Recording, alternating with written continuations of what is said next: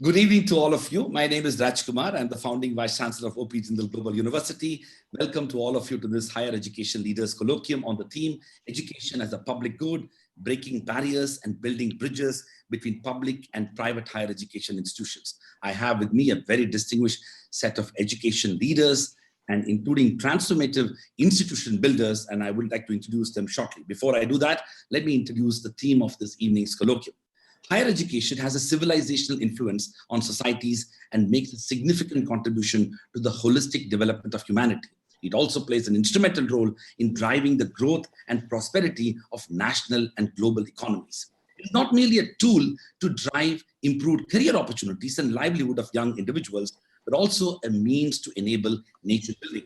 For a country like India, education is a crucial factor which can take us from the evolution of a developing country to a developed nation, not just in GDP terms, but also in the broader human development imagination.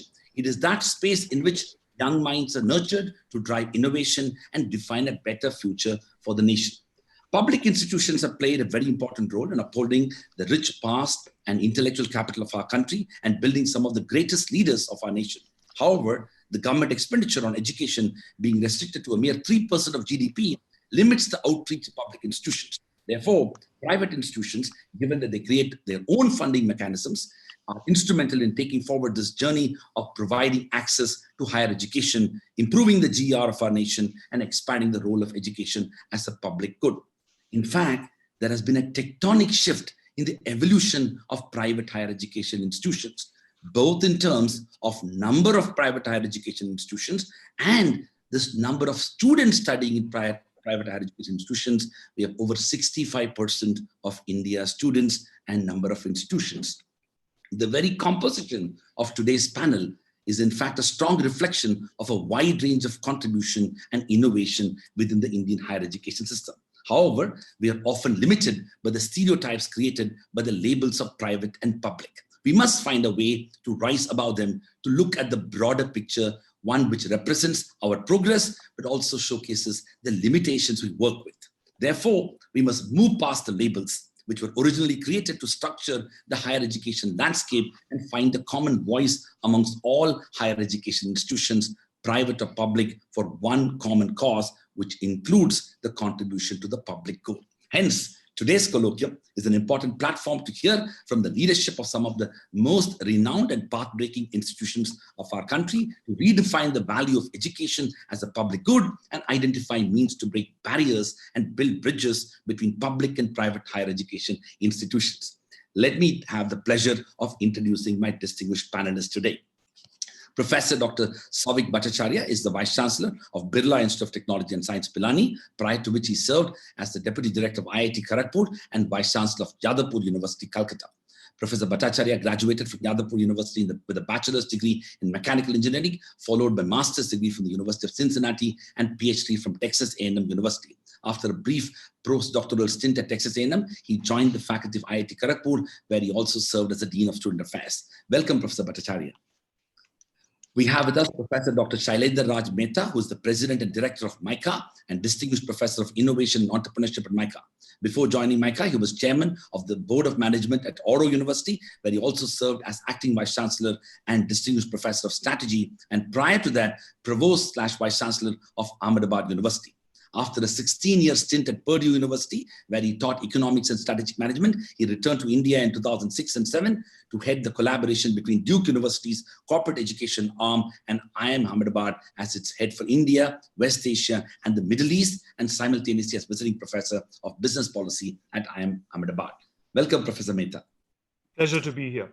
We have with us Professor Dr. Indu Shahani, who is the founding dean of ISME. She is the driving force behind the institution's energy and excellence. Along with 4 decades in academics, she has been Sheriff of Mumbai, member of the University Grants Commission, principal of HR College of Commerce and Economics, vice chair of the Board of Governors of the International Baccalaureate. She currently sits on corporate boards of Colgate, Bajaj Electricals, United Spirits, BNP, Franklin, among others. In her current role as President and Chair, Dr. Shahani's responsibilities include establishing the institution's academic and administrative leadership and oversight across multidisciplinary programs. Welcome, Dr. Shahani.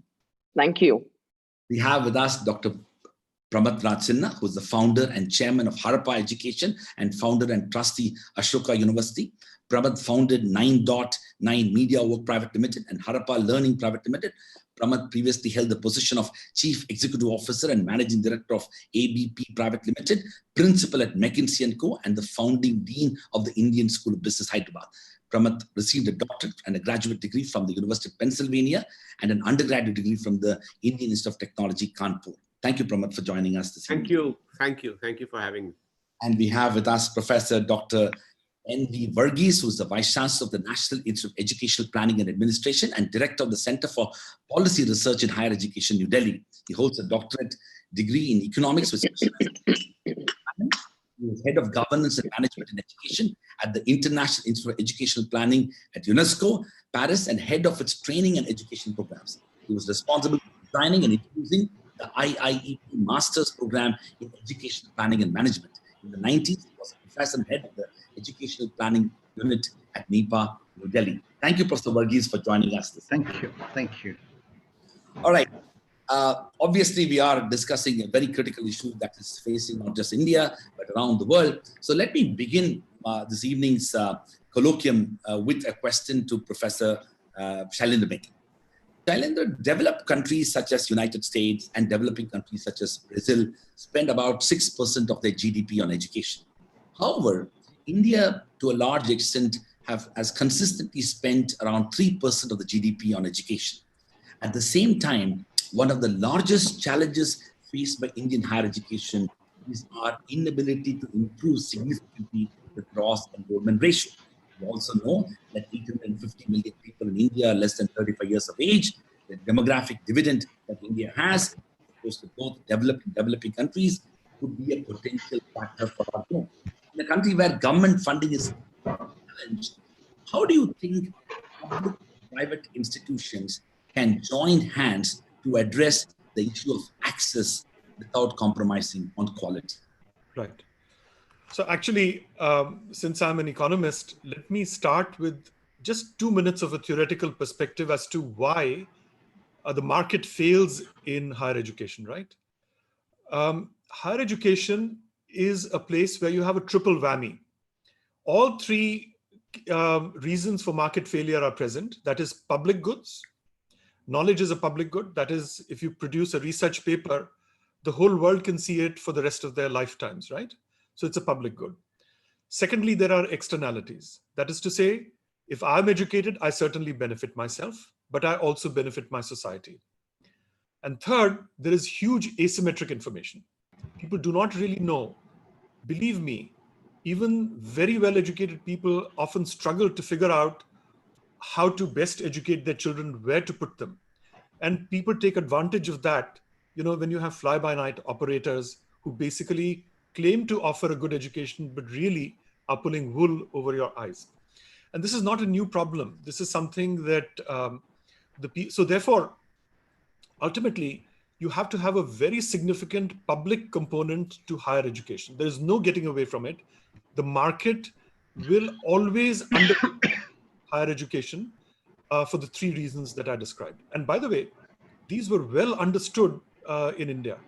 So even in Takshala, where you had private provision of higher education, there is ample evidence in the Buddhist Jatakas that any student who could not pay was given free education. And there were several models that were available. One, either you did work study with the guru, right? You helped the guru in his or her educational activities, or the guru would say, after you complete your education, you come back and pay me.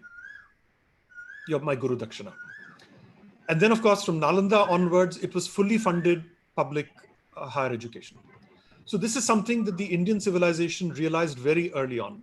And even Socrates, in the dialogues of Plato, there's a very interesting dialogue where Plato basically quotes Socrates as saying, and I read here, when you buy food and drink from the merchant, you can examine the quality of what you're buying, right? If I buy a sandwich, I can open it and look at it before I eat it. But he says with education, you cannot examine the sandwich before you eat it. And he says that by the time you figure out how good your education has been, it's already too late and the soul gets damaged. This is exactly, it's either helped or injured. So therefore, that sets, as it were, the clear parameters for why the state has to intervene in the higher education market. And one classic way is, of course, the pure subsidy for higher education. That is what IITs and IIMs historically at least represented, and all the great public universities, both at the central and the state level. But I want to just flag this, and then I will pause, that we have to pay equal attention to what I call semi-public provision of higher education. And this is what the United States has pioneered, even though there is a lot of support for higher education in terms of grants and educational loans and subsidies and so on. But the one thing that they have pioneered is the endowment model for private universities, whereby rich alumni give back to the institutions where they basically got a highly subsidized education. Most people don't realize, even if you go to a great private university, like you did in the United States, or like Pramath did, or like many of us did, that only a fourth of the total expenditure is covered through tuition fees. The rest basically comes from either endowment support or grant support and so on. So this aspect, this semi-public support for higher education is almost missing in India, because endowments have not really been built up. And furthermore, alumni giving has not begun. Okay. So I'd just like to flag that for you. Thank you so much, Shailendra, for setting the stage for this evening discussion. Let me move to Professor Varghese. Professor Varghese, one of the things that have been lamented about is the state of research in our higher education institutions. And this was, of course, reflected in the public imagination of higher education, but also in more recent times in the private imagination as well. So my question to you is that how can we combine the mature research methodologies of public institutions and resources of private institutions to break away from orientation and hopefully identify world-class research opportunities to contribute to the next century's knowledge-led development? What role can research-focused public institutions like NEPA play in shaping this future? And what can we even imbibe from some of the experiences around the world, including, let's say, the Carnegie classification in the US to improve the Indian research landscape? Professor Varghese.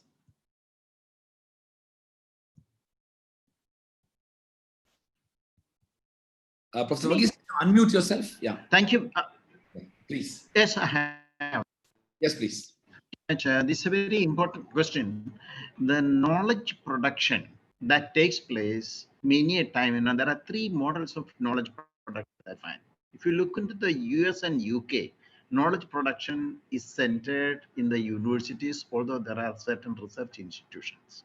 But if you come to France, you find that also research, etc., are separated from teaching from the university teaching. It is CNRS and other organizations. Same as the case with the earlier Soviet Union, academies of sciences. But what is important to know is that the fundamental research and the non-fundamental research, or if you, what you call as the commercialized forms of research that is taking place. Unfortunately, in many institutions, the fundamental research or knowledge production that is taking place is rather limited. And that is the basic difference between world-class universities and other universities, which are teaching and research universities. You find that in the world-class universities, the research is taking place. In India, we have separate institutions, not only the university research, but also separate institutions. In science, it is CSIR. In social sciences, it is ICSR, are institutions which are promoting a lot of research that is taking place. But unfortunately, in India, the research part is taken away from many universities. However, the research training remains within the university system. I want to make a distinction between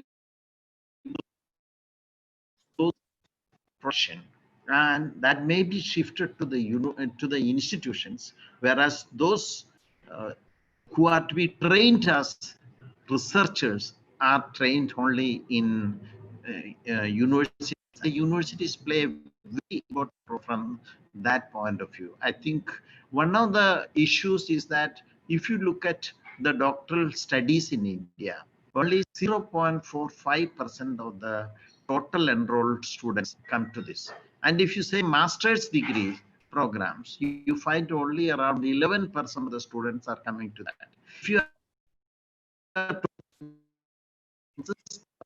or a network of knowledge creation, one of the important dimensions here to emphasize is on expanding the base of research, doctoral theses, and other one. The second dimension is that there is no system for research even in the universities in India. Not only that, money is not provided sufficiently, but even when research takes place, very rarely they are closely monitored. The science departments and science and technology departments are slightly better than this. And that is a place where there is scope for cooperation between and collaboration between public and private universities. Thank you very much, Dr. Varghese. That was indeed very useful because that takes us to one of the central themes of this evening's discussion. I'm going to take it to Pramath. Pramath, you had the distinction of having studied in a distinguished public institution in India. And then, of course, you went abroad and founded an institution which, unabashedly said that you don't want anything to do with regulation. And you created a completely private institution with no power to afford degrees, and yet it became a world-class institution. And then, of course, you more recently set up a classic Indian private university. My question to you is that public universities have a lot of academic freedom to set their curricula and to a large extent internal autonomy is stronger. Private universities tend to be bound by far too many regulated requirements. So what are your views on the significance and outcome of this differential regulatory governance model that we have created, and to what extent this will impact the future of higher education in India? Wow, you've kept the toughest question for me to address. This is one that we are all touched by, Raj, and I think the first example which you're referring to, which is the ISB, did belong to an era where, honestly, when we were setting up ISB, we directly ran into a host of regulations around management education that would have just not allowed us to do what we are doing today. In fact, ISB will complete 20 years and there isn't still a regime in India, if you kind of work backwards and said that, listen, ISB is actually doing something that is for public good. We are not fly-by-night operators. The truth is that there is no regime that would fit what we do. If we were to create a regime, that regime has not yet been created. What is also true, though, that the regime has evolved a lot from those days. And so I think a lot of universities, such as yours, such as BITS Pilani, which are both sort of institutions of eminence now, as well as many of the other private institutions under the State University Act, have much more freedom than they used to have before. So I think things are moving in the right direction. I feel that they are unfortunately not moving as quickly as they need to, given the need of the hour, the need of our country, the point you made early on about the volumes and the quality of education that needs to be provided.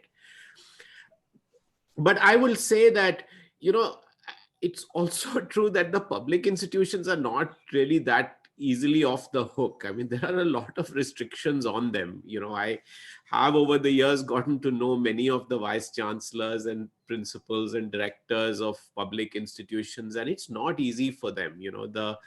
Even the so-called institutions of national importance that we have, including the IITs and IIMs, if you look at the composition of the leadership of these institutions, I would contend that only a few brave people want those jobs because they are so difficult. And the people who have taken those jobs have really regretted many times taking those jobs because the administrative burden of running those institutions is very high. So I would not make it as as black and white as that, the public guys have it easier and the private guys don't.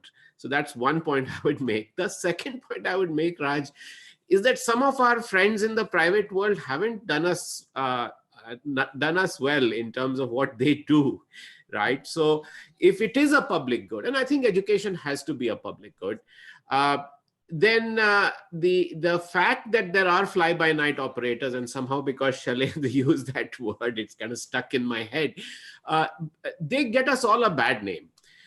So then what happens is, when you're trying to regulate 1,000 universities and 50,000 colleges, then you bring one big hammer to this many nails to say, listen, everybody has to operate under this regime.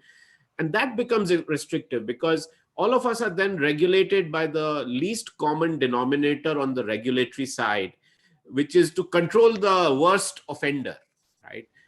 So even if you claim that, listen, I'm not an offender and I'm clean and I'm doing this for public good and I'm doing this for philanthropy, that I have all the right intentions, you unfortunately get painted with the same brush. So I think everybody is conscious of this issue, which is why the institutions of eminence. I mean, I know that there was a lot of criticism about the process and who got it and who didn't get it. But you know what? It's a huge step to say, listen, these 30, you can go do what you want. I mean, hopefully they will allow you to do what you want. And similarly, I think the way this wall is getting demolished is also through technology now. To say that, 200 institutions can go online and give degrees, it's revolutionary if you think about it. Or that 40% of your content can be online, it's revolutionary. Anybody can do 40% content online. I mean, this doesn't exist anywhere in the world. So this is how regulation gets loosened in India. There is we almost bypass and leapfrog, and I hope that will happen. Thank you. So go ahead. Sorry, go ahead. Finish. No, I'm done. I was going to say I'm done. So please go ahead. Thank you so much, Pramod. And I think that was a very optimistic and hopeful way to look at the future of regulation as well. Let me move to Professor Bhattacharya. Professor Bhattacharya, you've been part of a very prestigious and a very coveted public institution system. And my question to you is that, academic freedom, which is intrinsic to public universities, can help build a flexible education system for students as well, because there is agency among faculty to do what is the right thing to do.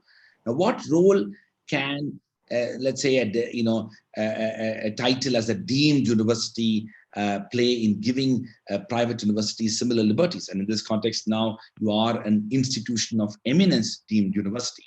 What can we let's say, imbibe from such institutional imagination, such as BITS Pilani, to shape a similar trajectory for other private institutions? The challenge, what Shailendra and Pramod talked about, which is that how do you, let's say, sanitize the world of, fly-by-night, mediocre private institutions? And what role can good public institutions play in, partnering and mentoring private institutions as well? Right. Thanks, Raj. First of all, we must realize that the reputation it takes time. The leadership of BITS Pilani, right from 1964 or even before that, long history, rich history. I'm not going into that. I think some of the good moves, the previous leadership of BITS Pilani, fabulous moves. 4 years of association with MIT, very early on in the 1960s.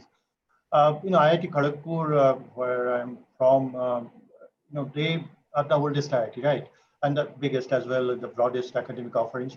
BITS Pilani started a semester system before IIT Kharagpur. I mean, that requires not only the vision, but also huge guts and massive imagination and all that stuff. It's a beautiful thing to learn from. So, to cut short that long story, beautiful story, I would say, it's a very different approach. I think BITS Pilani is so different from everybody else. You work in, we all talked about IIT system and the good public institutes. Governance is not easier even, Pramod mentioned. But, if you come and work in BITS Pilani, you find that, okay, the IIT governance was easier because at least there are some, there's some easy room in terms of finance and stuff. course, the regulatory scaffolds are very different. So I think over the years, BITS decided to be very different on few verticals. For example, curricular innovation. So I'll just mention two. We can't go on with a long list. So BITS decided that it will have a very unique industry immersion in the curriculation. So that's something to learn. It has what is known as practice school, what is popularly called internship. And the second phase of the practice, it's a total of 7.5 months. It's mandatory, and it's completely arranged and organized and managed and facilitated by the university, BITS. And the extent, I give you some number. It's really something we are very proud of, and it's a lot of work. It's not a simple thing to do. It's a huge mechanism. So 5.5 months of practice school in the final year is an amazing thing, because you get to do a real project in a company, not a concocted kind of project because you are there as an intern in a short time. So those are huge benefits. I tell you a percolating effect. So BITS Pilani gets the total amount of stipend for about 2,500 students who are on practice school was something like 52 crore. I'm giving an actual number of last academic year. 52 crore rupees was the stipend paid to our students by the company. I mean, these are outstanding numbers, and the kind of flexibility. So another flexibility, let me mention. So somebody who is studying, integrated masters, that's a program for science. They will also do engineering. It's a horizontal dual degree, which is unique in the country. So you get interesting combinations which are rewarded today, and people say that this is a unique individual who is trained in biological science and computer science, who is trained in chemistry and chemical engineering, who is trained in physics and EEE, and so on, the list goes on. So these are fantastic experiments, pedagogic experiments, and BITS has been very different. It didn't want to do like others. And I think that required a lot of imagination, a lot of visionary planning and guts. Lots of other examples. The kind of innovation ecosystem we have, if I churn out some of the statistics, you'll be surprised. Though, how many of you know that our kids, our graduates, they have created the third largest number of startups in the last 10 years. We are not ranked third in the country. We are well below that. But ranking agencies don't capture these things. So we are behind IIT Bombay and IIT Delhi, on this. 3 unicorns, that also gives us a joint third position in the country in terms of number of unicorns from a single institute. We have 4,500 founders and co-founders of companies across the globe, 3,500 plus CEOs, a huge amount of leadership training that goes on while the students, a whole lot of peer learning that happens because we create that space in our campuses. So I think there are lots to learn in terms of how it can be open, progressive, and you are not scaffolded by a very claustrophobic regulatory mechanism. In spite of that, this happened. So imagine what could have happened if you had relaxed that. Thank you so much for that most important ending, the claustrophobic regulatory environment. Let me move to Dr. Indu Shahani. Dr. Shahani, I waited for this moment because, you have been a radical revolutionary in reimagining higher education. I mean, when institutions take decades to build their reputation, they have hundreds and thousands of acres of space to be created to build institutions. You created an absolutely fantastic institution in a corporate tower in the city of Mumbai. You brought Parsons, New York City into Mumbai and created a new form of program. So my question to you is that, is this going to be the future of higher education? Are we going to see more and more institutions like yours, which are reimagining the future of education, keeping in mind the aspirations of young people, that gone are the days when people need to look at higher education institutions in the earlier perspective of large physical campus spaces located mostly outside city spaces and end up having a residential community living in that. Not that that's bad, but is this the new reality that you have led in creating? Thank you. And I think I'm going to answer this question after I react a little bit to what the others have said. And Professor Shailendra, you talked about, and I'm going to speak because I'm going to speak my own experience, and therefore I'm going to respond to this. When you talked about state has to intervene and give subsidy for higher education. I can't tell you how I experienced it when I became the dean of one of the leading colleges in the University of Mumbai. And the very first day, it was the year 2000, and that was the Y2K year, when you know, the world was about to change and everything was to happen. And then I sit in my office and my fan is just going rattling on top of me. And I said to my registrar, can we not have some air conditioners around us? And he said, sorry, ma'am, यहाँ पे तो दो types के grant मिलते हैं, एक salary grant और एक non-salary grant. Non-salary grant तो हमको सालों से नहीं मिला है. So when I heard that, I said, oh, is this how the public institutions work? And what is it that the grants do? Have we become too dependent on grants?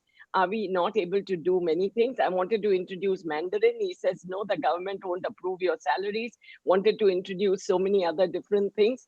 So from that, and as probably Dr. Bhattacharya said about the claustrophobic regulation, I felt that it was time for me to test out. And as you know, in higher education, I think, yes, it is a public good. I've always been inspired by what Dr. Radhakrishnan said. India's future will be shaped in her classrooms. And it is being shaped in the classrooms, but now 65% is being shaped in private university classrooms. But having said that, I would say, yes, we have a social responsibility. We have of creating and disseminating knowledge.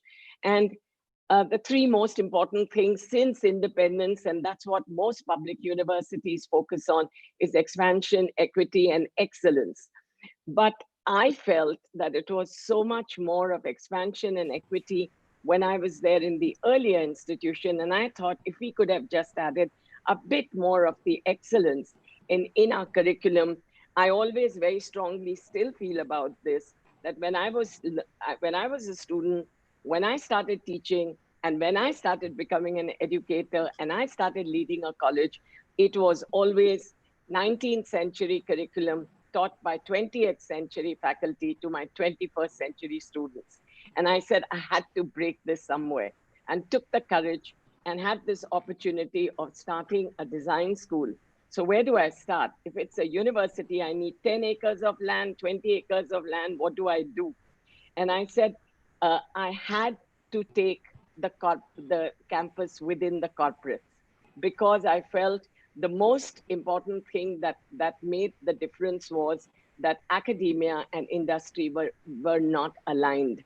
And that was very important for me to see that we do that. And then got this opportunity.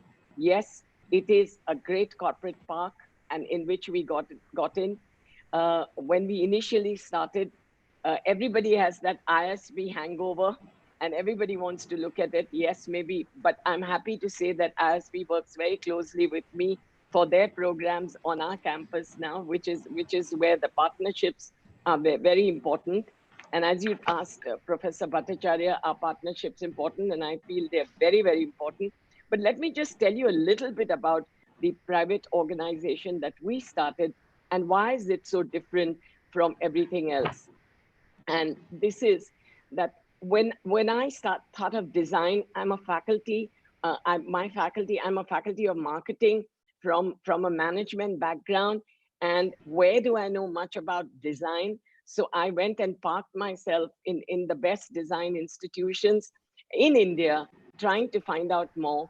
Went across, asked them, would they partner with us? And they said, oh, we are very regulated. We are sorry, we won't be able to partner.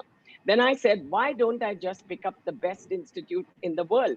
And I saw it was Parsons. I sent a mail overnight to Parsons to say, starting a school of design in the financial center of India, would you be interested? And the president of that school writes back to me in 10 minutes to say, send me the proposal. I had no proposal at that time. I created one, sent it to him, and he said, can we meet? Within 3 weeks, we met. And then I said, I do not want an import model. I do not want something where I'm only bringing in faculty from there and teaching here. I want to create capacity building for an Indian institution. I want to create world-class institutions here. Why can't we do that when our own Indians are creating it everywhere in the world? So our institution, the School of Design, and then subsequently the others, we have a curricular collaboration. This ensures that we create a very interdisciplinary program. And that's been probably one of the things I could not have done had it been in a regulated environment.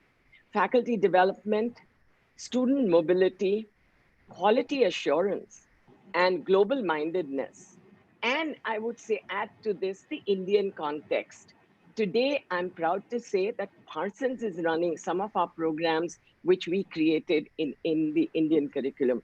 So yes, global outlook with a local orientation, that's what it's been. And talking about what's our future, I think it's time in India for vertical universities.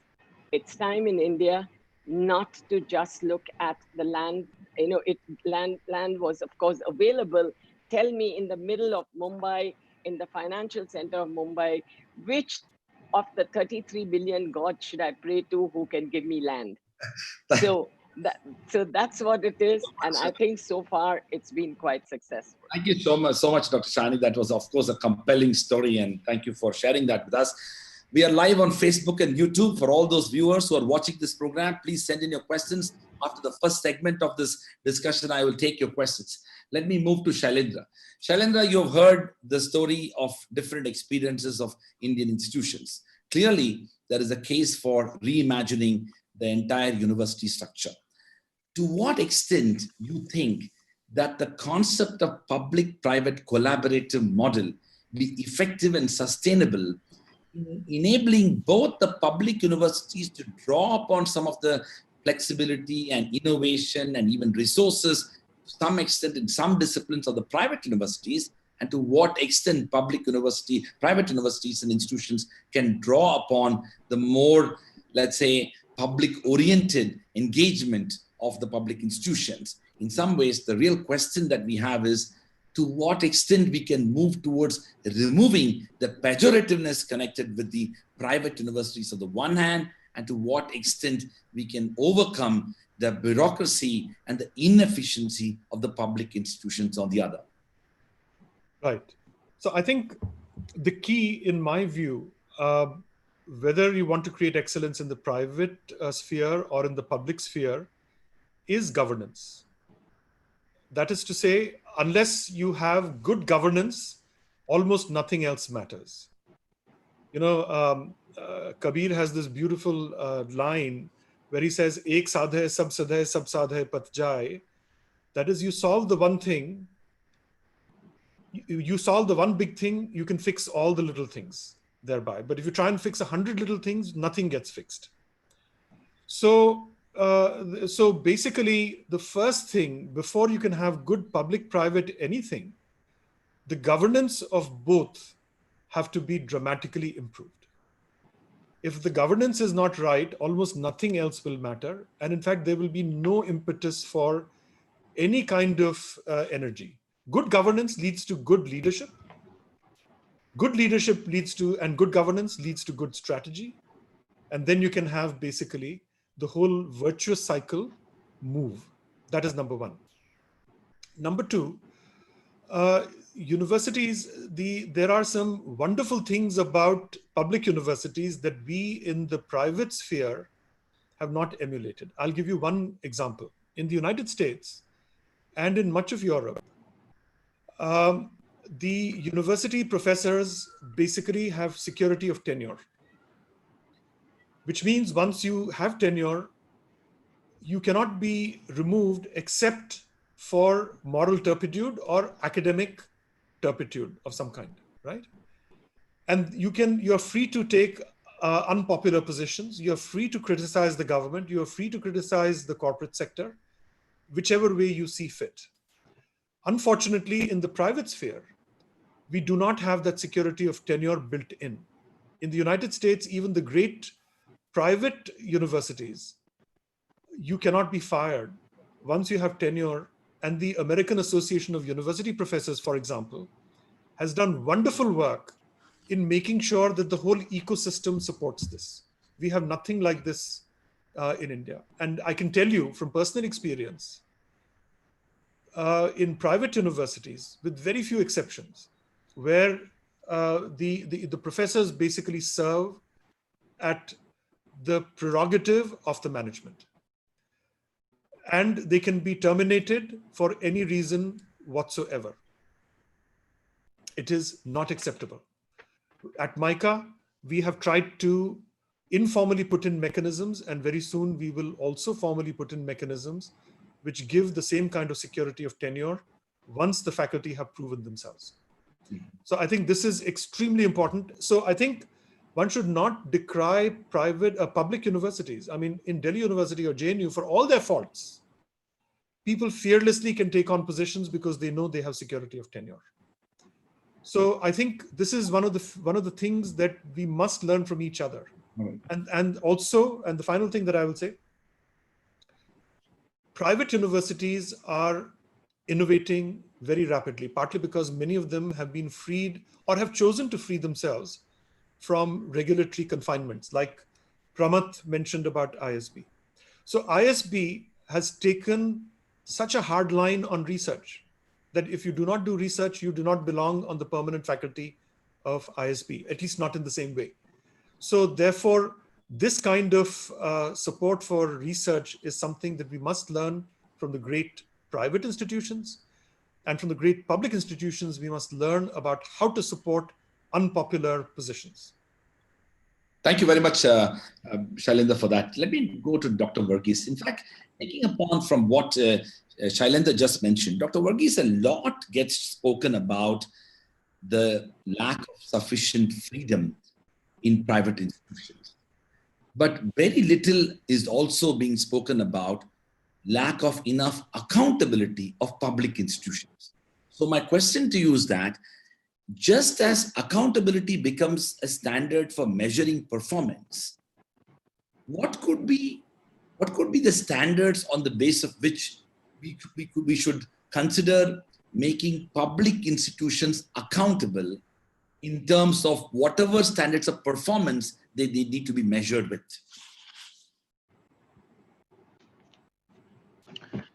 Thank you. Dr. Raj, I feel that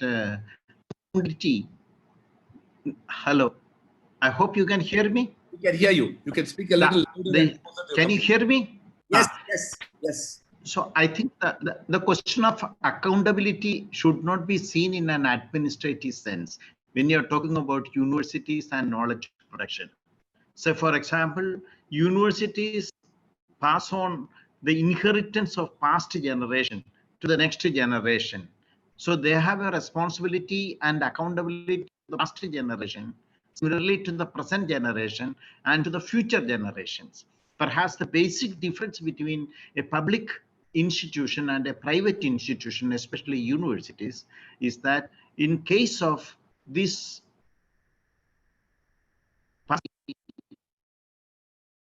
that mostly it is a collective decision by the public authorities that decides the contours of operations, So therefore, one is looking at accountability from a purely administrative point of view. There you will find that many poor performing public institutions, accountability is very poor or very low. But when you come to good public institutions, you will also find that their accountability measures are much better. That is not through any control that is exercised, but that is through the self-control that is exercised by the academics. Say, for example, if you are in a good university, whether you are in Jawaharlal Nehru University or Delhi University or in IITs, etc., if you do not do research and publish, you do not survive. So there is an accountability to yourself and an accountability to the academic community. So this is not an administrative accountability. The vice chancellor or the director of an institution may like to see that everything is working very efficiently and the institution is working effectively. That will create conditions for creating an environment, condition for progressing in the process of research, teaching, and learning that is taking place. So my point is that For a university, the accountability issue is much wider, much broader, and it is linked to the basic functions of a university in relation to the knowledge generation that is taking place, which itself is a collective decision that is taking place. In the private universities, what one finds is that the difference is that one is looking for a positional, the market, when the market intervenes, one is making education as a positional good. From a common good, it becomes a positional good. And in a positional good, whether it is a university rankings, Indian rankings, or rankings from outside or global rankings, only one person can be at the, and you cannot share it. Whereas in knowledge is something that can be shared. By sharing, the person who is actually sharing does not get the quantity of knowledge that the person has or possesses will not get reduced, So this is a public good nature of these universities, and there is a collective action that is to be taken place. When you are talking about accountability to the present, that is a place where many private institutions and private universities score very well, because the relevant courses which are given, employment or job readiness that is produced, etc., that is an accountability to the present. That is the place where we find that private universities do better than public universities. All right. Thank you. Thank you very much, Dr. Varghese, for that. Let me move to Pramath. Pramath, of course, one of the big challenges that we are facing today, the aspiration of a lot of young people when it comes to looking at education from a very strong instrumental standpoint of education directly leading to jobs as well. At one level, we have a very alarming impact of let's say liberal arts and humanities and social sciences programs being neglected even in our leading public universities, and fewer private universities even want to pursue that. At another level, there is a very strong aspiration when it comes to jobs and degrees leading to jobs. So only 46% of our students were found employable as per the latest India Skills Report. Now, Harappa Education, which you founded, an online private institution, aims to fill this gap to create a culture of academics and help institutions, public and private, in what you call future-proofing their students. So how can we scale such initiatives of private institutions with support from public and other private initiatives in closing the employability skill gap in India? But more importantly, how do we create this imagination without compromising on the core values of a university, which is about promoting a holistic approach towards education, not only return on investment of the job that they receive at the end of the degree, but a lifelong learning process for a very long time. Pramath. Yeah, so thank you, Raj. That's a question that has multiple layers to it, and I'll try and focus on a few important ones that you highlighted. I think we have to step back and ask, where are we headed?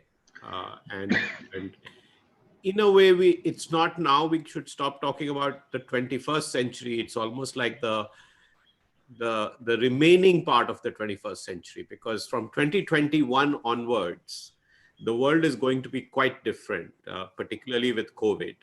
And I'm not saying this out of just any recency bias, but I think we are all conscious of the fact that things have changed, are going to change substantially. So the first thing is that this ROI on jobs is not going to go away. I think students are going to ask for it even more and more. I think we have to shift the focus to not just ROI on the next job, but the ROI on your career and the ROI on your life. Because I think we need to help students understand that whatever is the flavor of the month job today is not going to be there for a very long time. People are now talking about the 60-year career and the 60-year curriculum, lifelong learning, the fact that jobs are going to keep changing throughout very frequently. And so you really cannot educate people only for the job that they get after they graduate. You have to educate them for life. And I think it's our job to communicate that to our students and help them understand that we are not shying away from the responsibility for ROI, but that ROI should not be the immediate placement that you get. I think that is where you can solve for the two things that you talked about. One is this employability gap, which is what I'm trying to do with Harappa, where honestly, we have somewhere lost the focus on the holistic development of the individual in trying to prove our ROI.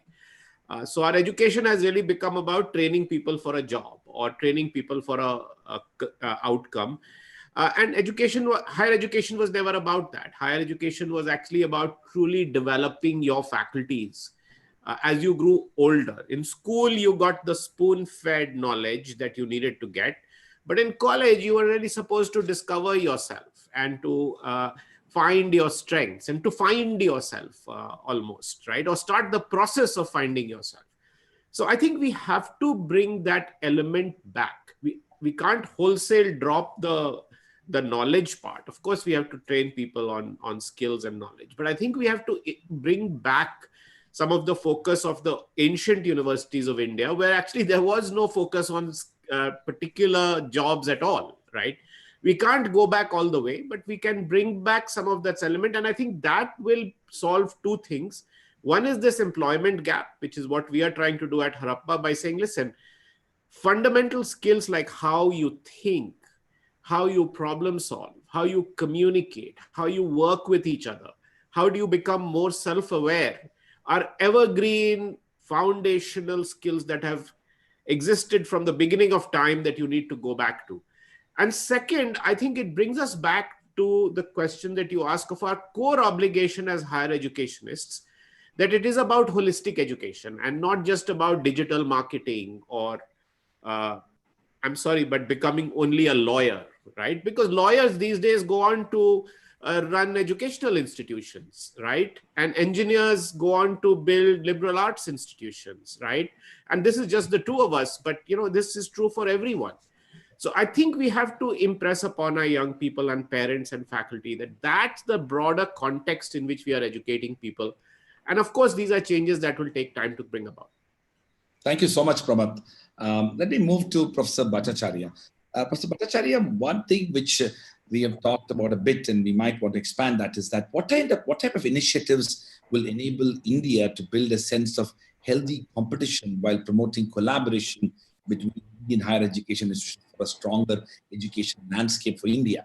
In fact, if at all there is anything that COVID-19 has taught us, is that there is a very strong impetus for building and expanding a strong and robust Indian higher education system. What role do you think initiatives such as the IOE or the global rankings platforms or many other programs that the government of India has created from time to time in breaking the public-private barriers on the one hand, and also to create a level playing field for all institutions? Okay, that's quite a spectrum. Thanks, Raj. I think let me just focus on the first part. What are the opportunities? Have we done enough in terms of partnership?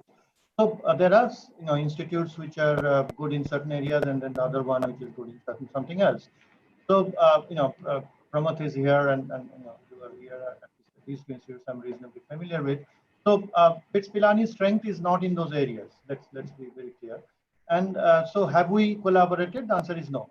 I mean, what's stopping us from doing this? I can't blame the regulation among this. The regulation is not stopping us. So I think that there are some good models. For example, I immediately can think of this very unique and it's a roaring success.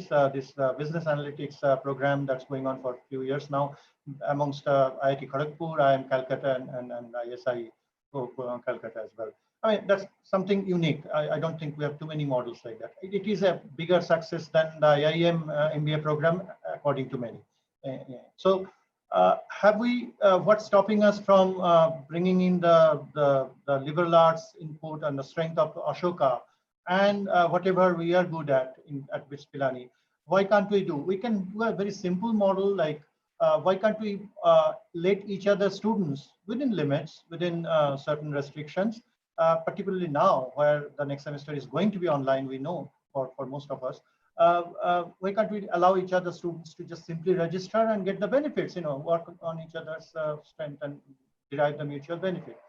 I think it's easily doable now, and quite a few of such things will happen. I mean, this has triggered some of my thoughts also.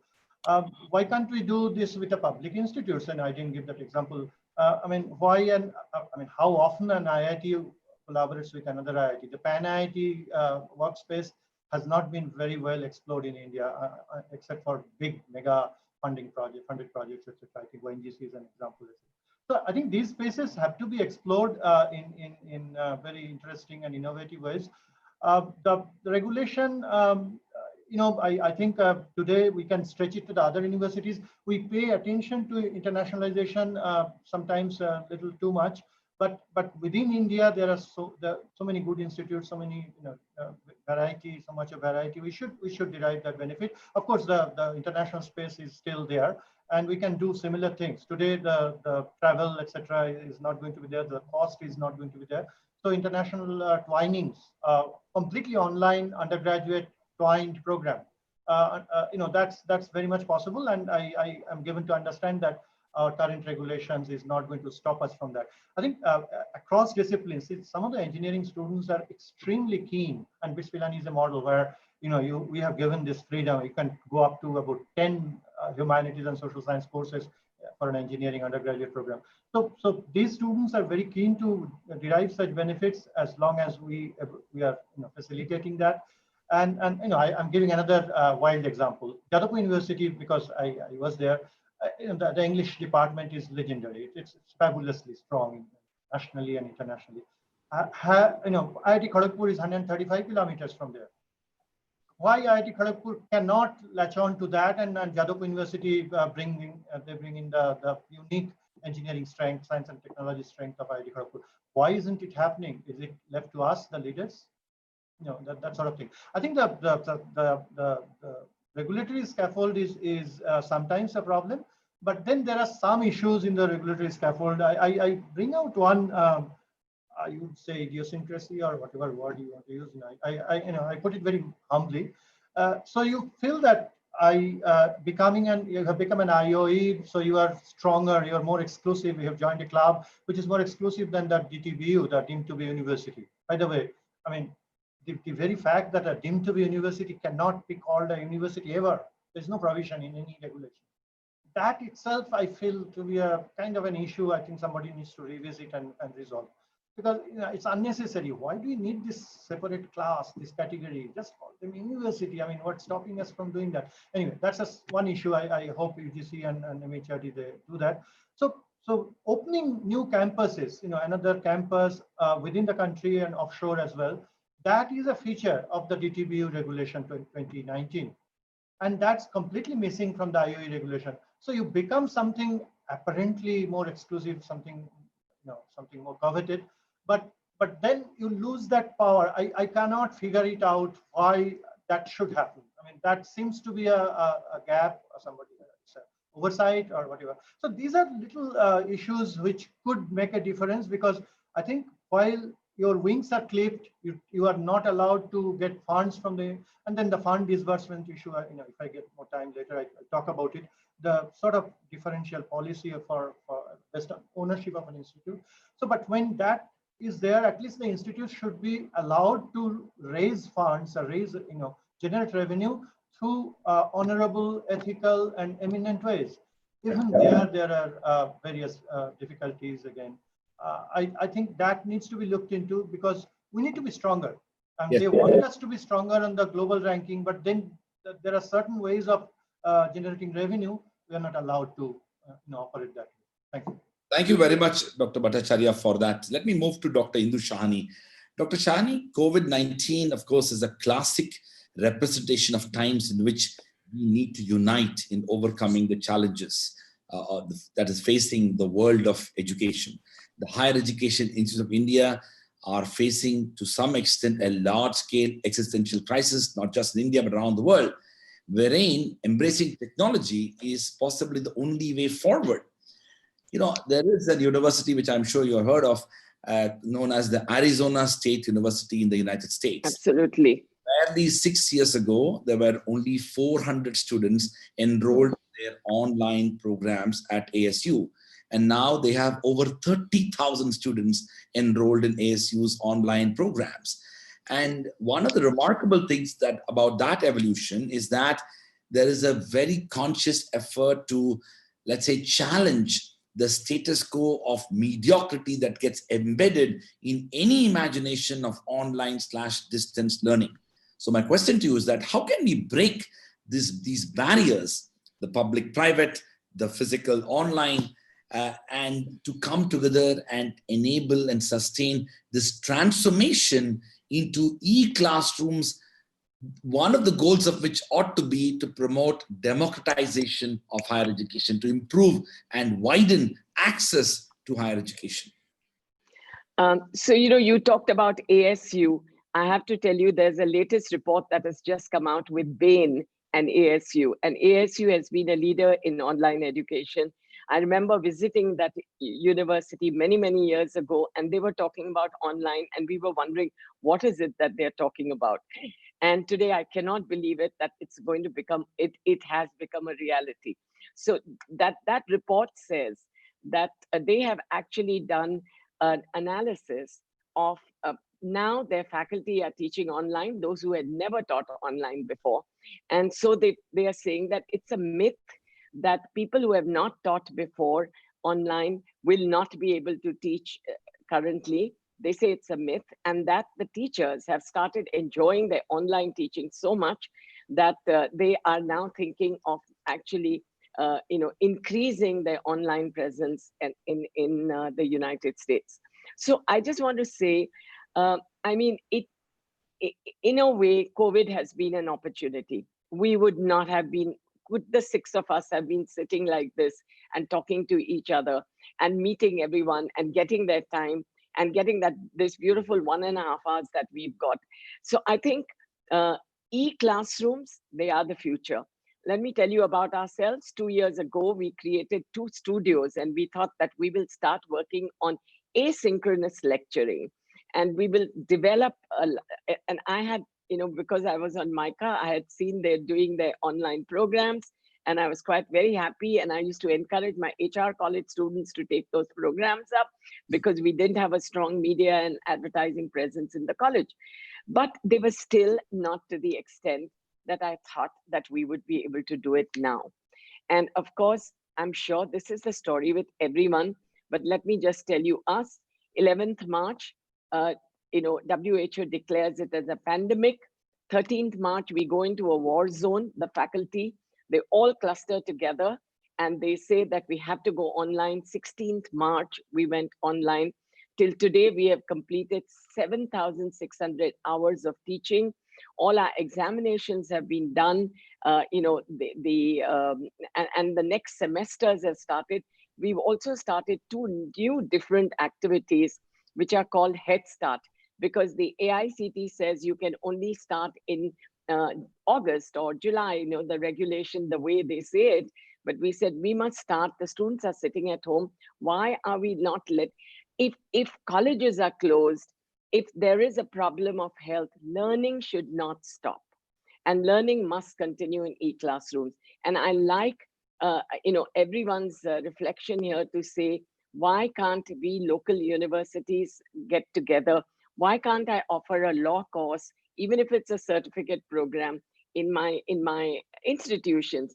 Why can't my entrepreneurship course be introduced in your institution? And I think this is what we should look forward to, because today, I think what's most important is agility to get into digital transformation. And I call this digitality. That's the skill that we need. Thank you very much, Dr. Shahani, for that. We are live on Facebook and YouTube. For all those viewers, please send in your questions. In the next few minutes, I will move into a Q&A session with our distinguished panelists here. All right, let me move to Dr. Shailendra Mehta. Dr. Mehta, we have been discussing about the fact that education has always been a public good and it contributes to nation building. Now, the equity of access remains a major challenge. Initiatives such as HIFA, which provides financial support to public institutions, while private institutions are building scholarships through endowments and other types of donor support to provide support to students and contribute to equity. Now, do you see future innovation in funding tools that can help resolve some of these challenges with regard to access? To what extent we can really move towards an endowment-based model of private institutions, or endowment-based support even for public institutions. For example, the University of California system, as much as it is a public institution or any other public institution in the United States, a large part of its own contributions comes through donor funding, both in terms of establishing chairs and scholarships and things like that. So my question to you is that, how do you address the big elephant in the room, which is financial resources, both for public and private institutions, if we were to build world-class universities? Right. So again, there are only two sources of funding, right? One is either direct government support, or it is some sort of alumni-related support directed to the institution for people who are coming in afterwards, right? So you studied, for example, or we both studied at Delhi University, right? So basically we create an endowment at Delhi University for people who come after us in our respective colleges, for example, or respective institutions. So that is one model. The other is direct state support. Now, we understand that state support has huge limitations. So ultimately, it all comes down to how can we basically build support at the private level for public education. So again, let me expand on the point that I made. Again, it has to do with governance. And I have advocated now for several years that of the 5 models of governance that exist in universities, alumni governance is the best and most sustainable long-term model. And all the great universities in the US have alumni governance, including even the great public universities. I studied at Harvard, has alumni governance. I taught at Purdue, which is a great public university. 9 out of 10 trustees are alumni. So the first thing that you have to do, if you're going to basically have more support by alumni of an institution, get them on the board. Now, it's not so easy to get them on the board right away because they have to be educated. So basically bring them on advisory boards before you bring them on fiduciary boards. Create a path to training. Even new institutions like Jindal or Ashoka can create that path. People who graduated 5 years ago or 10 years ago can come in on advisory bodies. Later they come in on the board. And when they come on the board, the clear expectation is they will do a lot of fundraising, and they will do it very happily because the institution contributed to that growth. But that link has to be brought in. You cannot do what one misguided minister did for the IITs, that please send in all the money to the government and the government will decide what to do with it. No, that doesn't work.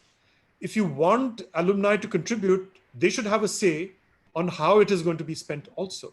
And that not directly. I mean, they're not going to decide who gets admitted and who gets funded, but they can broadly decide that this has to go for this kind of activity, this has to go for that kind of activity. That is only possible if they are brought in on the board. So I have been advocating that. And the government, by the way, has implemented this for the IIMs. As you know, IIMs have a very significant alumni contribution on the board in terms of membership. I'm advocating that they do it for all public universities which have, which are universities of long standing and at least of eminence. At least 100 universities can move in that direction. And believe me, that will create support for public funding or public-private funding of higher education like nothing else. Thank you very much, Shalendra, for that. Pramath, let me ask you this question, which I will come to Dr. Varghese in a minute.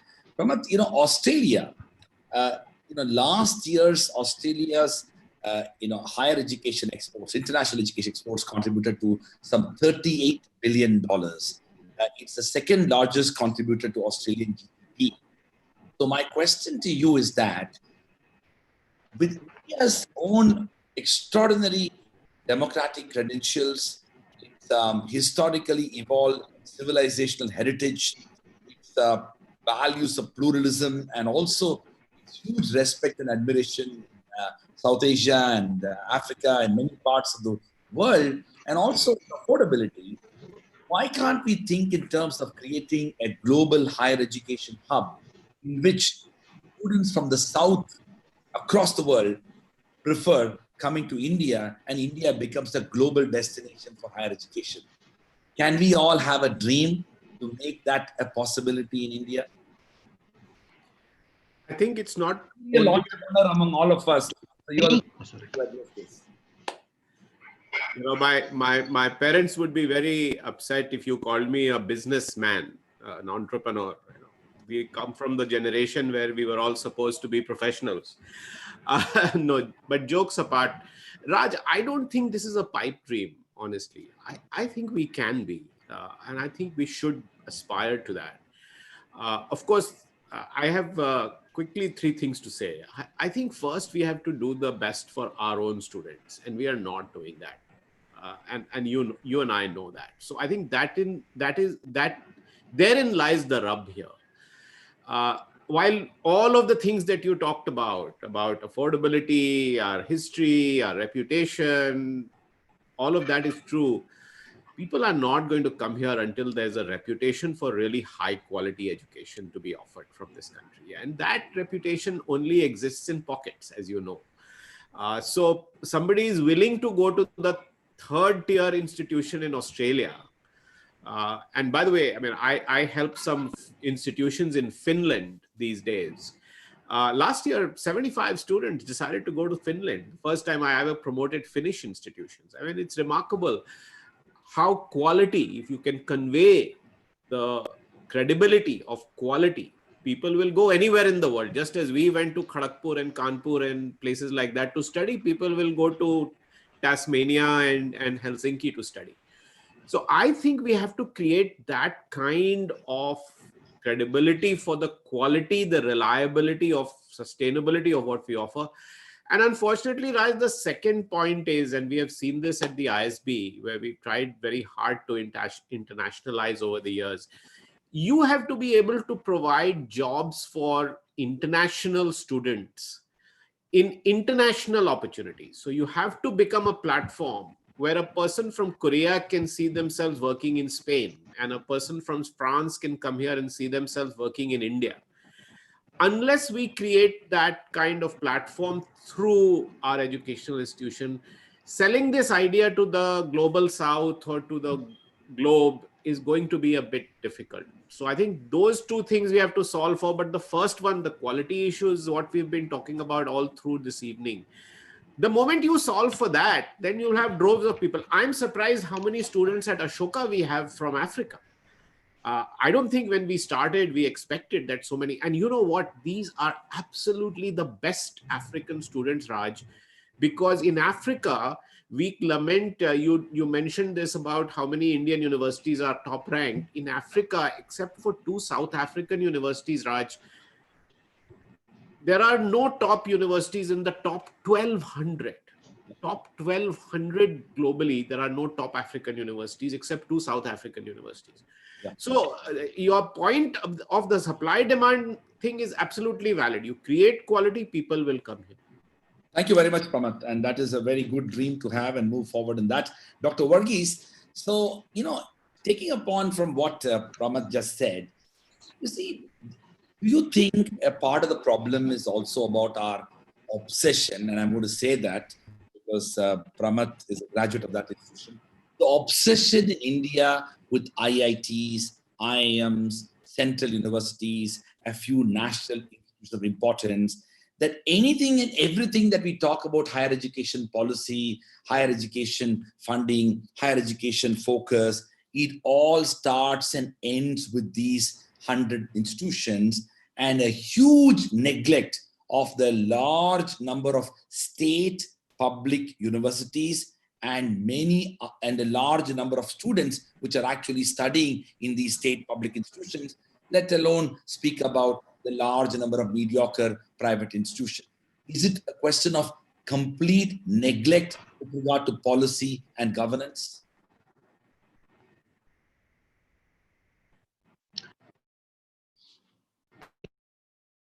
Dr. Varghese? About the central universities, for example, there are 47 central universities, and if you take about IITs, etc., and some institutions of national importance, they are better involved in the public system. Their infrastructure facilities are good, their teachers are good, and they have a selection process to get the students in. So they enroll students. So there's a combination of reasonably good teachers, reasonably good students, reasonably good infrastructure, and also the facilities that are provided. That does not mean these elite institutions, that does not mean that we are improving the quality of the overall system. That is where the question that you initially addressed. In 1968 policy, we said that we will give 6% of the GDP. We repeated this in 1986. Even in the new draft education policy, we repeated that. But that has never taken place.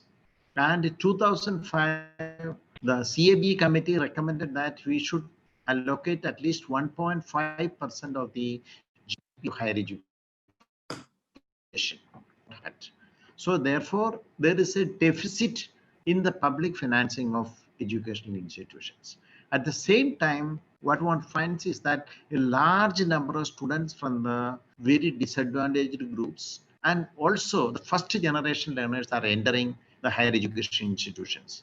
I think either the ranking nor many of the things that you are talking about in the institution and in the context of public debate on higher education are not at all touching the vast majority of students who are continuing their education either in colleges of public colleges, public institutions, or colleges funded by the private institutions. And I think more intervention needs to be done there. So for example, we are having a system of institutional funding. And some states have gone to student funding rather than funding institutions. I'm not saying that this is a very good idea, but at the same time, if the institutions do not perform well, these students.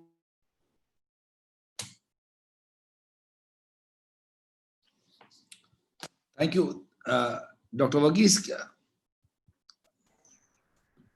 We might have just lost Dr. Varghese, so let me move to Dr. Indu Shahani. Dr. Shahani, one of the questions that is before us is that, when you look at the regulatory landscape, as Pramad said and others have said it, that it takes a longer, time for people to understand and appreciate what we end up doing. So my question to you is that during the interim, if we were to, look at reform and innovation, how do you sustain that reform and innovation? Because at the end of the day, the question remains that a large part of our students continue to have a very strong focus on having formal degree qualifications for their future, wanting credentials that are quote unquote approved and are from recognized institutions, quote unquote recognized, being from a regulatory body.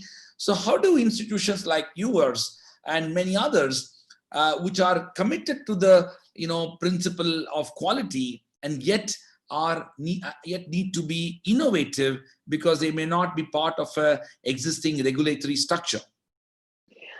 So I totally agree with you. And when we started the institutions, we were first hoping that we would only be postgraduate institutions. And so it would be a bit easier for us to take this on and maybe just our very, very dynamic and very radical courses that we were introducing, which were not there, the kind of dual courses that we were introducing may be able to take us ahead.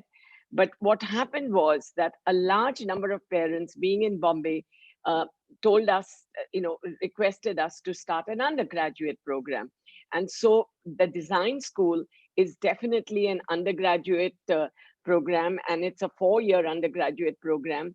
And so what happened was, how do we guarantee these young people, whereas we were very sure about the program that we were giving and the quality of the program, because quality is proved by what? Quality is proved by the outcomes, the learning outcomes. the placements, as he said, as Pramod talked about, career future plans and so on, and all that was working very well with us. And the number, I mean, 25 patents a semester the students would come out with. The product design department came out with prototypes, and they are already now in incubators and so on. So all that was working very well. But the problem really with us was that the challenge in front of us was, how do we give a degree? Till we get established, till we get recognized, till we become a university, it is going to take time. But I don't think that we could have afforded not to start it, because we thought the time for innovation was here, the time for unconventional courses was here. So I think one of the good things that worked well with us was our students did distance learning. They had IGNOU, they had many other universities, they had the University of Mumbai, and they did distance learning with a degree. Today, in fact, the international universities and our corporates, everywhere they apply, are really accepting them as a dual certification. And it's worked well so far, but we still don't want any dependence. Once we are able to get our act together fully, hopefully we should be a university. Thank you very much, Dr. Shahani.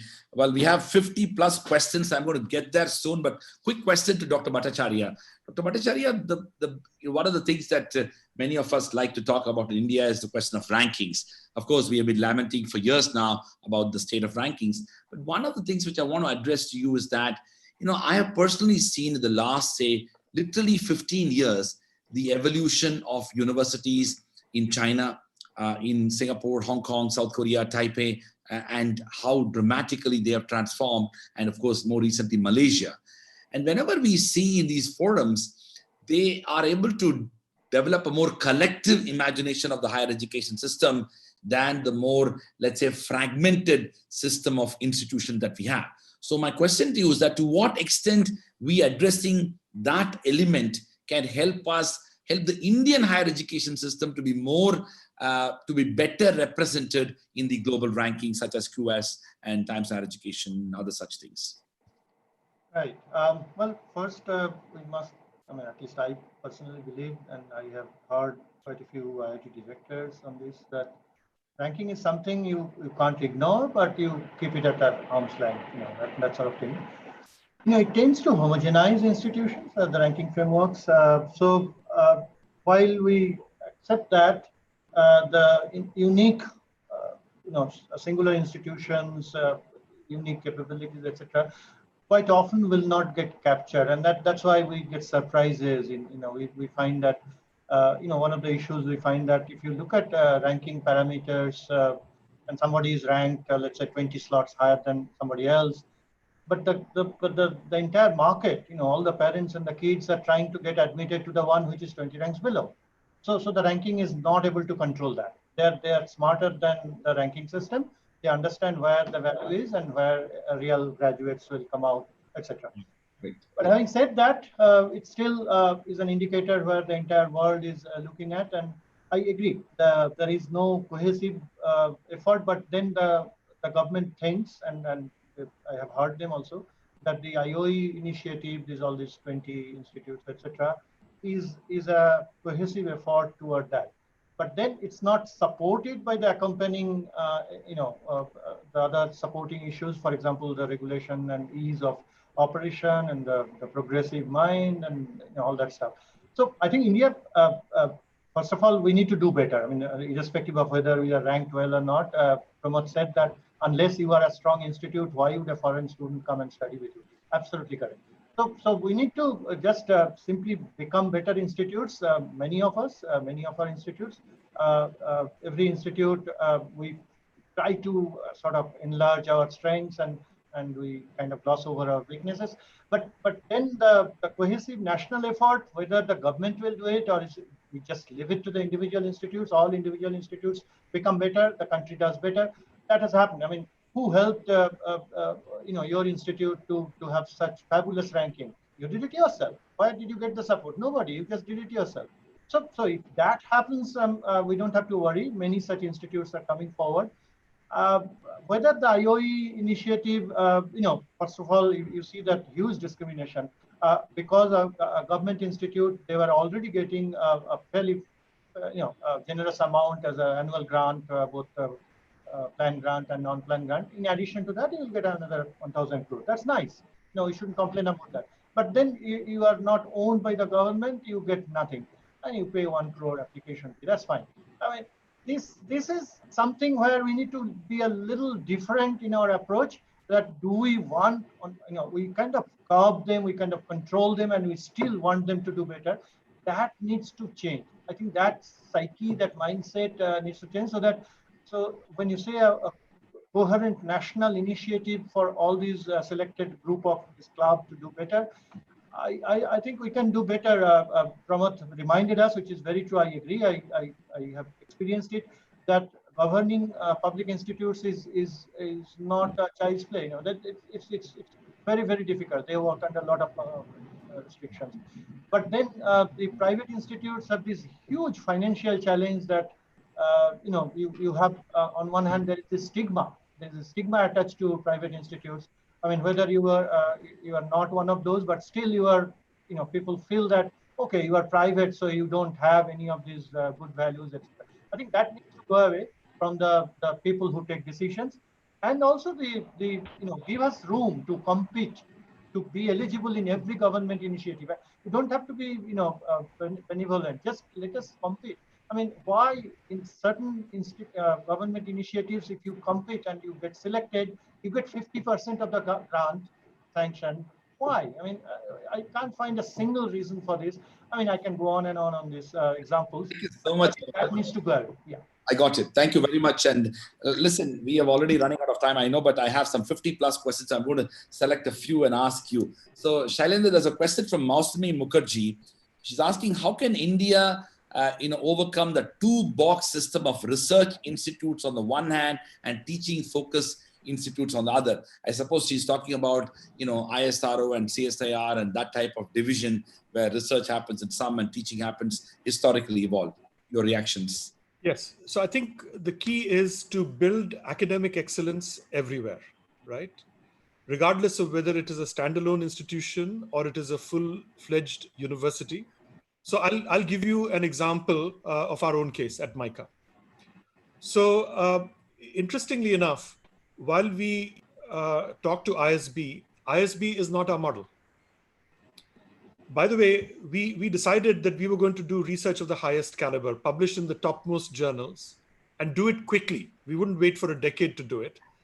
And I'm sharing things that we have not shared in the public domain yet. You will hear about it very soon.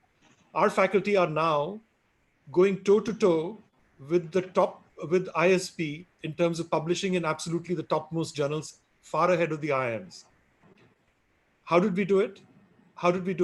We didn't take the ISB model, because ISB already takes people who have PhDs from the top universities in the world, put them through the same grueling process. And it's not surprising that they're doing well. And that's a great model. It's great. But it wouldn't work for MICA because we had 33 legacy faculty. Well, 24 when I came in. So the model for us was the National Defense Academy. The National Defense Academy takes ordinary individuals and makes them extraordinary, right? ISB takes extraordinary individuals and makes them even more extraordinary. We wanted to take ordinary individuals and make them extraordinary. How do we do it? And we do it fast. Well, the most important thing was building mentorships and collaborations. See, our faculty did not believe that they could publish in the topmost journals in the world. Why? Because they said, this was the mindset. The system is rigged against us. Nobody values Indian data. Our networks are not powerful. So how do we do that? In just a couple of years, we had them working with mentors. They went and embedded themselves in the laboratories, quote unquote, of some of the topmost management professors, and basically learned how research was done. And within a couple of years, were absolutely publishing in the topmost journals. Mentorship, that Guru Shishya Parampara, was extremely important. They couldn't do it by themselves. Yes. Yeah, go ahead. Sorry, finish, please. So that was the crux. And then we are applying the same model to pedagogy. How do we take the best pedagogical innovations and build them in? And same with service. How do we create the best projects for startups, for industry engagement, so that everything that they learn at MICA is applied?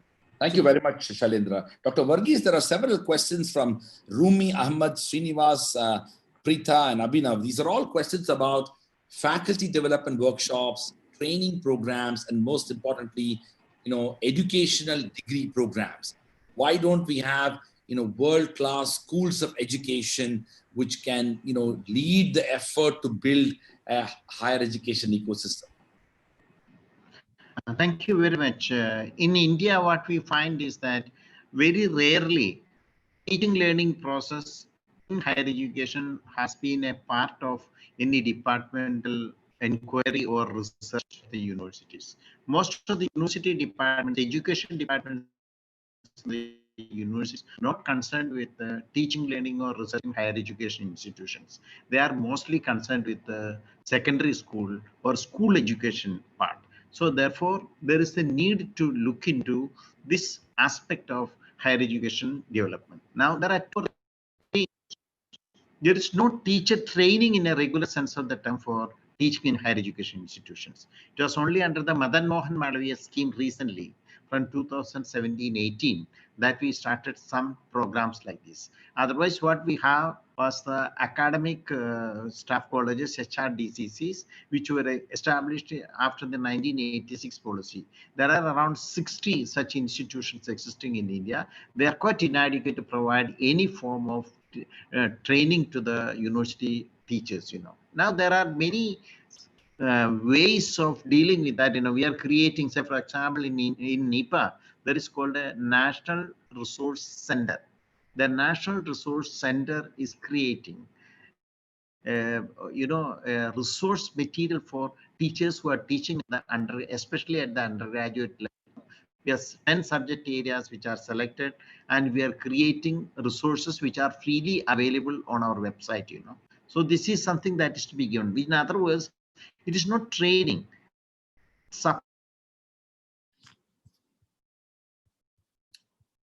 Thank you very much. So far as our institute is concerned, we have moved towards progressing or emphasizing more on leadership development. We organize vice chancellors meetings 2 or 3 in the last 2-3 years. We have started organizing registrars and finance officers programs very regularly. So therefore, there is a need to have these type of training as part of the enrichment of higher education. And many of the, and also we have the college principals training program, where the principals come from different areas, different institutions, which are not the elite institutions. So therefore, these programs, plus what is the resource material that is provided to the teachers in the universities or colleges will be very helpful. Thank you very much, Dr. Varghese. Pramad, there are a number of questions from a lot of academics who are watching this program, Dr. Vijay, Lokesh, Dr. Raza, and Srinivas and Utsav. They're all asking about what we discussed about how do you create a new, leadership for India for creating a higher education system. We talked about the education corridor. Can we think in terms of, special education zones? In some ways, the kind of leadership that China has begun to play pre-COVID, at least with regard to internationalization of higher education, what are the chances that India can do, and how can we overcome the existing hurdles? Many questions have come on that theme. Yeah, so this theme of creating special education zones is something that I've been talking about for quite some time now, but obviously nobody wants to listen. See, I think that more than special economic zones, I think our economy will take off if our education takes off. And our education will take off if you take the brakes off and all the friction that we've been talking about all evening. And one way to do that is to say, listen, we'll give special privileges. In a way, what we are doing with institutions of eminence is creating a virtual economic special education zone. We are saying these 30 educational institutions, wherever they are, you have the freedom to do what we want, what you want. I think it would be good to think about doing more of that. I think physical spaces are gone. There is no, that era is over. I think if we can free up the institutions, say, that are represented here, and many more others like us, who can actually be allowed to pursue excellence, who can be allowed to not have to constantly prove themselves, and who have to be constantly monitored. I think that you would eventually start giving education leadership and impetus. People like you and me, Raj, and Shailen, and Indu, and so on, where we've started new institutions from scratch, right? Or even BITS Pilani has built so many new campuses. We've done it despite these problems, but we are in a very small minority. We've allowed ourselves to carry the scars of doing this, right? Not everybody wants to do that. So I think we will need to create an environment which allows people like, I don't mean to sound pretentious, but more people like us to be able to come forward rather than being scared of the system. And somewhere this suspicion of the private sector has to be weeded out. It's always been there. We have contributed, I mean, some of our compatriots have contributed to it. But I think somewhere we have to draw a line in the sand and say, listen, we have to get rid of this tag that we are all fly by night, or that we are all crooks. And some people are deserving of being allowed to go out there and make a difference. Thank you very much, Pramad. Dr. Shahani, there are several questions about some of the comments you made, particularly on online education. And, Yasika, Utsav, we have Lokesh and Vijayan. These questions are all focusing on to what extent online is sustainable in India. And I will add a data point that I recently read, that nearly 10% of Indian households have, uninterrupted electricity and a computer, as well as the internet connection. And so the access issue for online is a major challenge for a large part of India. UNESCO report also talks about millions of people around the world simply have no access. So how do we balance the issue of access and inclusion when we promote and advocate online education? So, any change that comes about is always met with resistance. And it was very important for us to first ensure that our faculty had all the facilities. That was among the first things that we had to do. You wouldn't believe it. Things like, I want my chair that I sit on over there. And we actually transported that too. We transported chairs to them, wherever we could, give them whatever benefits that we could help them out with. And of course, with technology, and we helped them out. That was first thing, securing the faculty. The students, in a way, are pretty digital. And they are, they if they don't have the access, or the internet hasn't been too good, they were actually hotspotting and doing many, many different things. So that students were really not such a problem for us. But our problem in online education was the parents, let me tell you. But when we were able to convince them that there is academic continuity, don't forget, academic continuity is so important. 5 months a student sits at home without anything, it's going to be very difficult for him. So we were able to do, as I told you, 7,600 online lectures. But let me tell you, we actually have done a very, very strict academic audit. Our academic audit is when we have 2 faculty members on the, they go simultaneously onto the class. If in case one of the faculty members' internet fails, the second one takes over. Then we have teaching assistants who get on also, so that at least from our end, there is no discontinuity. But from the other end, from the students' end, what we have done is we've helped out. We've done a lot of asynchronous teaching. We've also sending the recordings to them.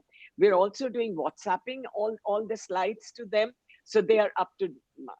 Let me just tell you the results of our academic excellence audit that we just got this today, and we shared it with the parents. Another good thing is that we've been able to do 16 student town halls and about 12 12 parent town halls, just to tell them what is happening.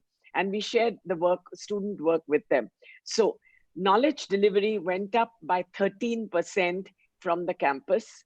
Student interaction, which we thought would have gone down, went up 22%.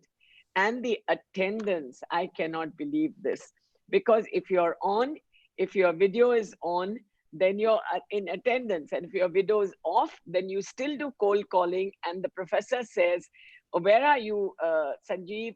I can't see you, but can you answer my question? Or I'll call you up on the phone later and ask you this question. And that's how it's being done. So let me also tell you one thing, that today the students are all in the front row. There are no backbenchers. Thank you very much. Shailendra, you want to quickly jump in? I have a question. Yes. Yeah, I want to, let me provide a caution. By the way, Indu, let me agree with you on one thing, that so far, and we've also launched our semester online, right? Entirely online, both for first years and for second years and for our doctoral students and everybody. And it's going very well. But let me caution you. In 2016, I gave a talk, and it's on the web. It's on the MIT website. You can take a look. This was about MOOCs. It was, MOOCs were all the rage at that point. And everybody was saying MOOCs are going to transform higher education. And I went on record, and I will repeat it here. I said they will not. The reason why we are doing online education is because we have no choice. It's a very poor substitute for on-ground delivery. The reason is students learn far more from each other by interacting with each other socially, by living together, by hanging out, by going to class. All that has been completely cut off. And until they come back on campus, they will not be able to form those bonds. And let me conclude just by saying, don't forget, this is not as radical an innovation as many others that we have seen. Remember, if a professor from Takshala or Nalanda were to walk into a classroom on ground, he or she would be perfectly at home. They would completely understand what is happening there. And that has not changed in 2,600 years. Why? It has seen, there was in Takshala, there were no books, there was no writing at all. Remember, let's not forget, for 300 years in Takshala, there was no writing. Writing comes later. Palm leaf manuscripts come in, then paper comes in, then books come in. Later on, radio comes in, later on, television comes in, later on, internet comes in. These were far more disruptive technologies than e-learning that we have right now. They have not changed the face of education. So I will caution you, I've gone on record, and I will go on record again. This is the Hawthorne effect. We know this in the social sciences. You create something new, people love it, productivity goes up. After a while, when the reality sets in, when the boredom sets in, when the monotony sets in, you long for the old ways. So, but Professor Shailendra, nobody's talking about 100% online future at all. So no need to worry. We will be working. We will definitely be going blended. We would have never gone blended in years had this experience not come through. And I think we have to say that thanks to COVID, I mean, sorry, it's a crisis, but it has become an opportunity, because even for social distancing, we will require to definitely carry on some amount offline and some amount online. The good news is that we have recorded this conversation, so we will get back to it in a few years.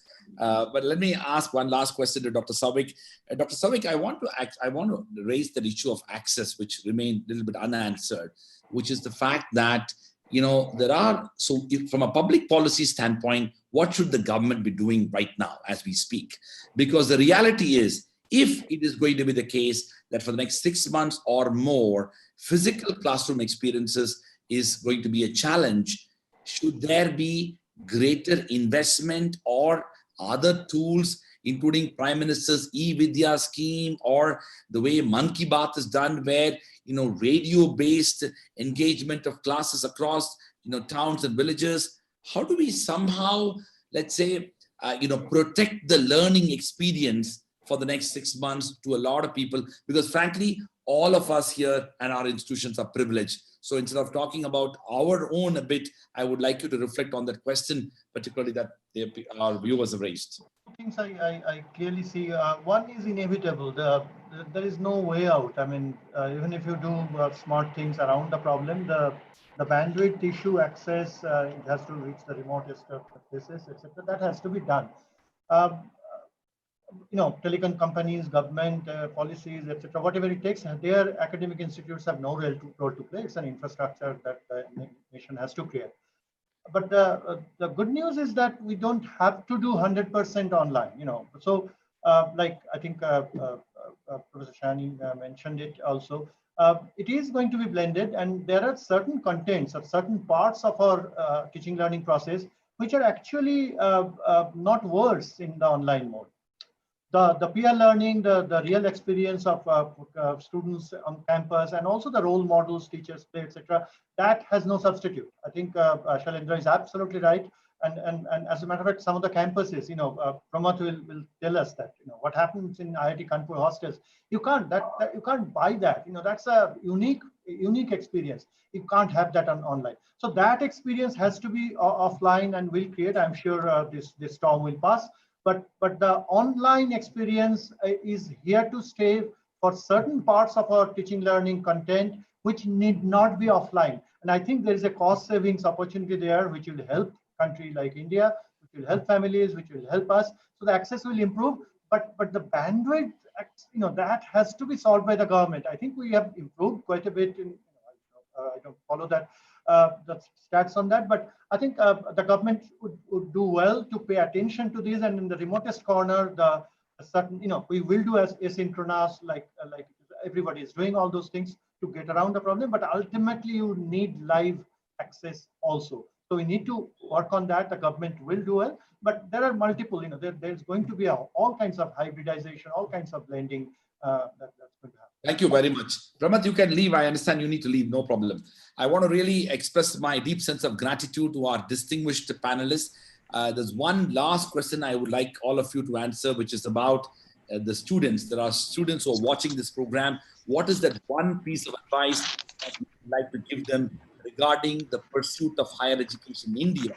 And how do you think they should deal with uncertainty presented by the current crisis of COVID-19?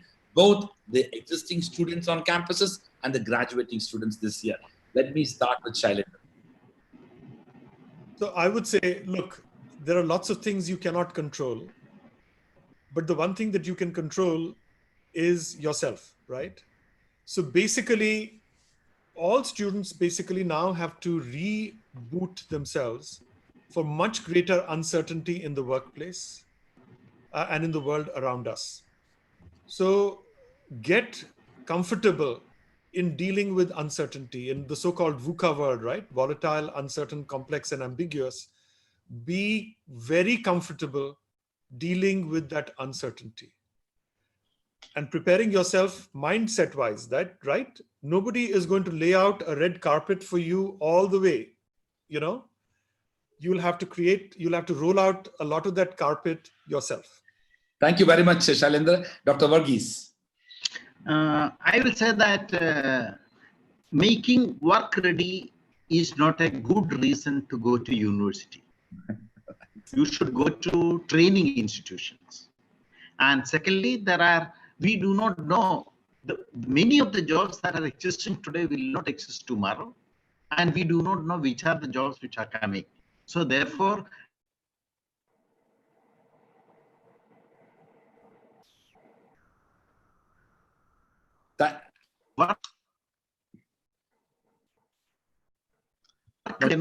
and that is very important. Dr. Varghese, we didn't hear the last line, please. Can you repeat it?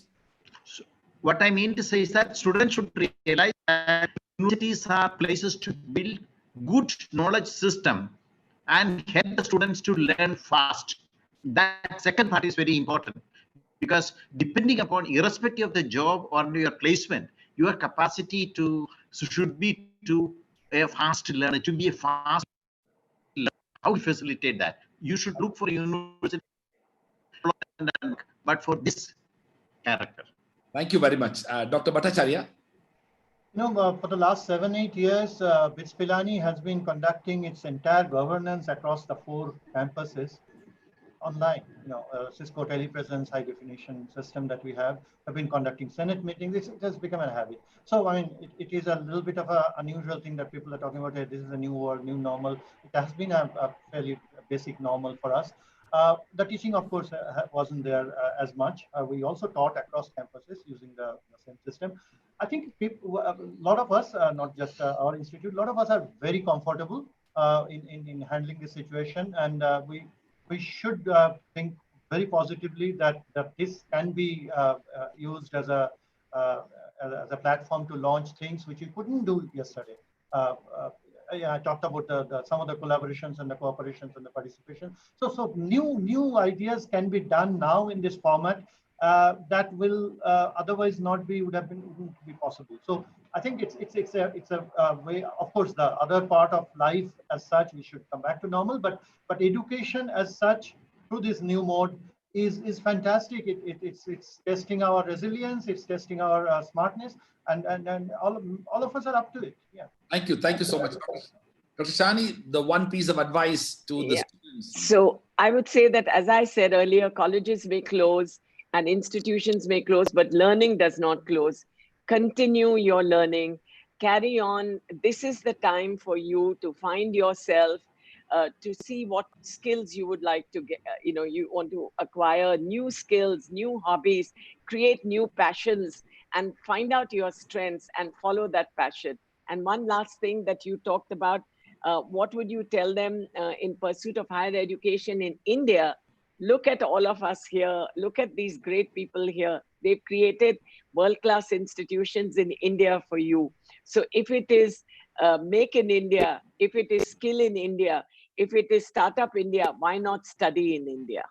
Absolutely. Thank you so much. And thank you to Dr. Shailendra Mehta, Dr. Varghese, Dr. Bhattacharya, and Dr. Shahani, and of course, Pramod Sinha for a fascinating discussion. I'm grateful to you for your leadership, for your contribution, indeed for your inspiring efforts to build world-class institutions and also creating a new imagination for Indian higher education. I'm sure our viewers enjoyed this discussion. I also want to apologize to the viewers that we couldn't take up more than 40 questions that came through, but I'm very happy that they were there and be part of the discussion. With those words, I'm going to sign off and say thank you to all of you.